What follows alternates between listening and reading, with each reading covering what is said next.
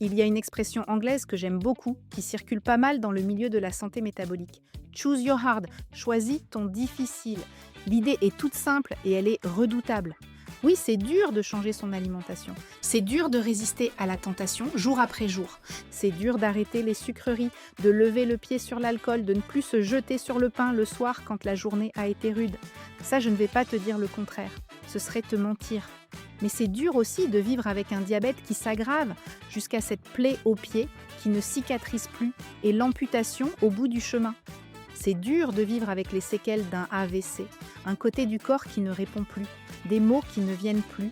C'est dur de passer ces années entre les examens, les hospitalisations, les ordonnances longues comme le bras et la dépendance qui s'installe, jusqu'à ne plus pouvoir faire ses courses toute seule.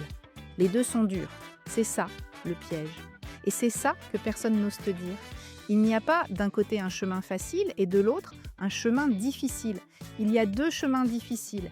Et la seule vraie différence entre les deux, c'est que l'un, tu le choisis, les yeux ouverts. L'autre, il te tombe dessus sans jamais te demander ton avis. Choose your hard. Si tu ne me connais pas, je m'appelle Sophie Gironi. Je suis coach en optimisation métabolique. J'ai écrit 4 livres aux éditions Thierry Soucard. Et j'ai aidé plus de 4000 femmes à retrouver un corps qui fonctionne, sans se priver et sans se punir. Avant d'aller plus loin, un peu de transparence. Cette voix que tu entends, c'est la mienne. Ce texte, c'est moi qui l'ai écrit, chaque ligne. Mais c'est une intelligence artificielle qui l'enregistre, parce qu'il n'est pas toujours simple de réunir les conditions d'enregistrement optimales pour produire un épisode chaque semaine. Ok, on reprend. Choose your hard. Commençons par le premier difficile, celui de changer. Et je veux le dire clairement parce qu'on a trop tendance à le minimiser. Changer son alimentation, c'est vraiment dur. Ce n'est pas un manque de volonté si tu n'y arrives pas du premier coup. Le sucre, par exemple, n'est pas un simple aliment. Il agit dans ton cerveau comme une récompense. Il active les mêmes circuits que d'autres substances dont on a beaucoup plus peur. Tu ne luttes pas contre de la gourmandise. Tu luttes contre une mécanique addictive. Et tu luttes aussi contre tout ce qui t'entoure, des rayons entiers pensés pour te faire craquer, des dîners où on insiste pour que tu te resserves, des habitudes ancrées depuis 20 ou 30 ans. Et ça vaut pour le sucre, mais aussi l'alcool, les pâtes, les pizzas, les plats préparés si pratiques. Alors oui, c'est difficile, je ne te dirai jamais le contraire. Mais ce difficile-là a 3 qualités que l'autre n'a pas.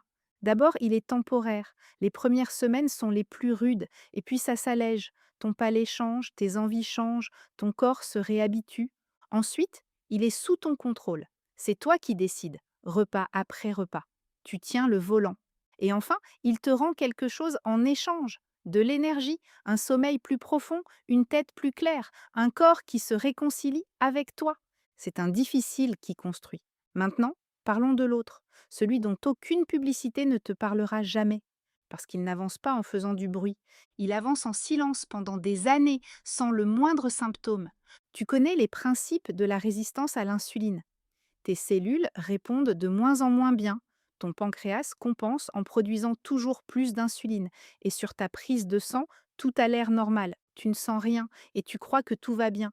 Mais un corps qui compense n'est pas un corps qui va bien. C'est un corps qui encaisse. Et le jour où il ne peut plus compenser, le diabète de type 2 s'installe.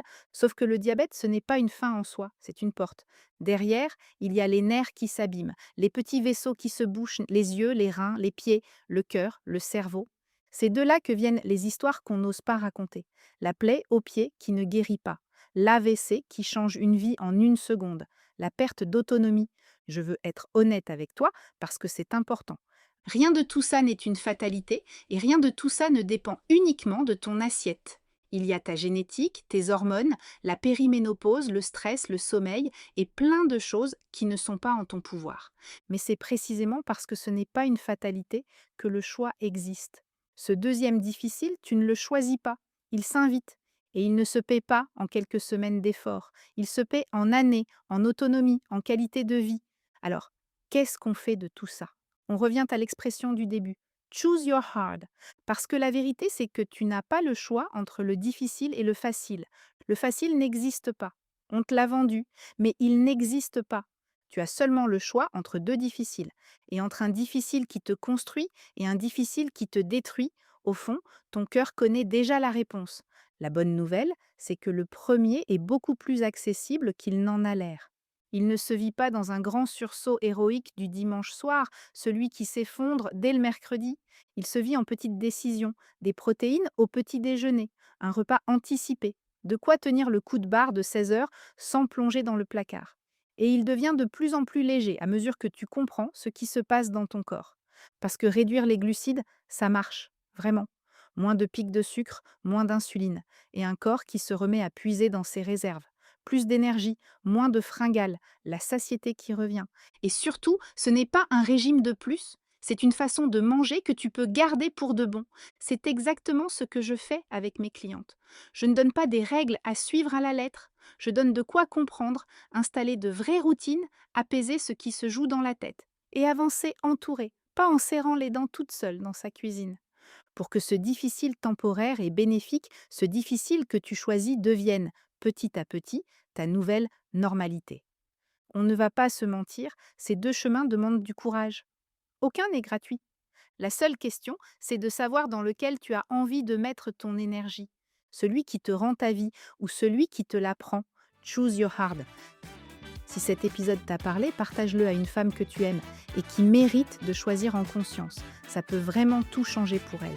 Et si tu veux qu'on continue cette conversation chaque matin, je t'écris tous les jours dans La Quotidienne, ma newsletter gratuite, sur sophiegironi.coach. On se retrouve la semaine prochaine pour un nouvel épisode.